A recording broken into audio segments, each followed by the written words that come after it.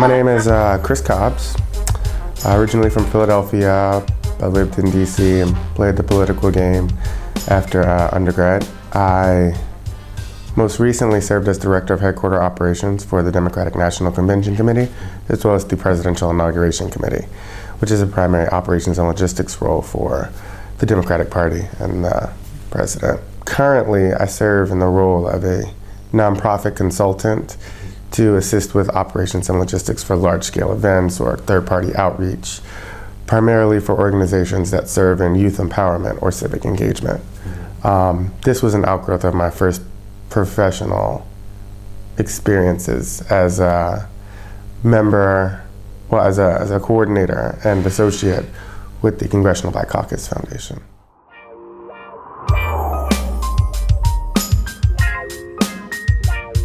I got to know Give1Project by first knowing Dion.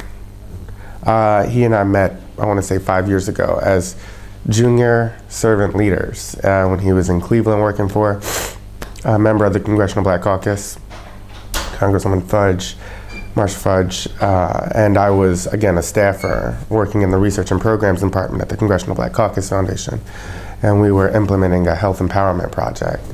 And so from an early age in my life, I've always kind of been thrusted into service-oriented activities, being a part of issues that are larger than myself. And Sean and I connected briefly on that 5 years ago. And as we both grew in our separate but similar paths and ways of serving leadership, we reconnected by way of the Obama campaign. When he was telling me about the program and what his aim was and becoming globally fluent, and more serendipitously, I had kind of been drawn in this direction of international or transatlantic inclusion issues. It just seemed like a perfect idea, and the timing actually worked out well. Okay.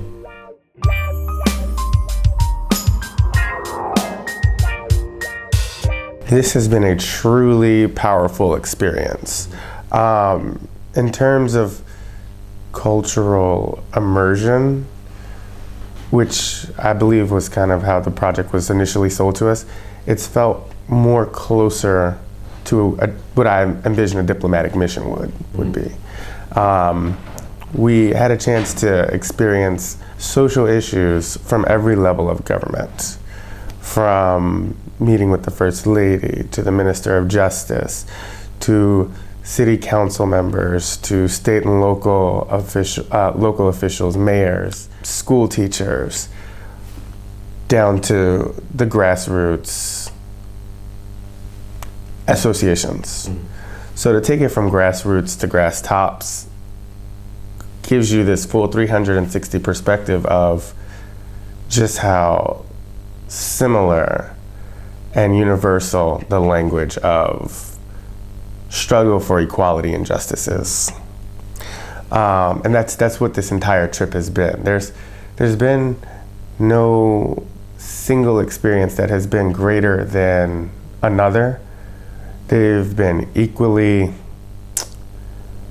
informative and, I guess, stimulative, if you will, in terms of, one, teaching you issues, but forcing you to think about issues different ways.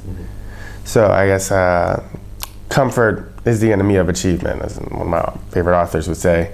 And this entire experience has kept us very uncomfortable.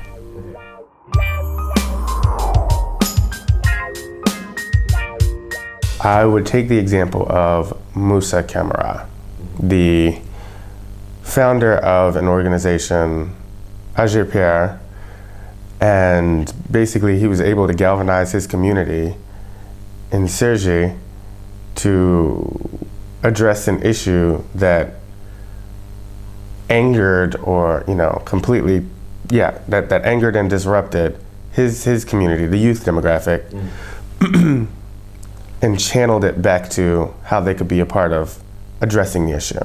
So his ability to connect the youth to the problem and connect the youth to the solution was amazing. And I thought that that stemmed directly from his experiences within the program. And to hear him talk about his experiences abroad and to see, from a more from a deeper perspective than an anecdotal level of what the struggles look like, how people were able to fight them, and what his actual potential was pretty powerful.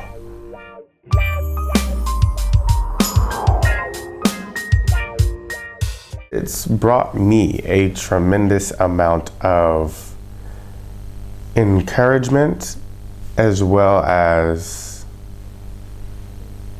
introspective critiques. So I was able to look at myself through a different lens by way of this experience in a manner that I don't think I ever would have been able to had I not had this tangible exposure to these issues and these people. So yeah, it's been pretty amazing. And aside from the, I guess, intangible benefits, the actual hands-on training that we received. The running joke that I've had here is that Theon gave us a crash course in what his life is like. What the life of a global servant leader looks like. You're running from meetings to meetings. One day you're meeting with the head of state, the next you're meeting with a student in a high school who's an organizer. And not only that, you're doing it in this situation, but you can do it to further your cause. So that's what I would have to say is my largest takeaway.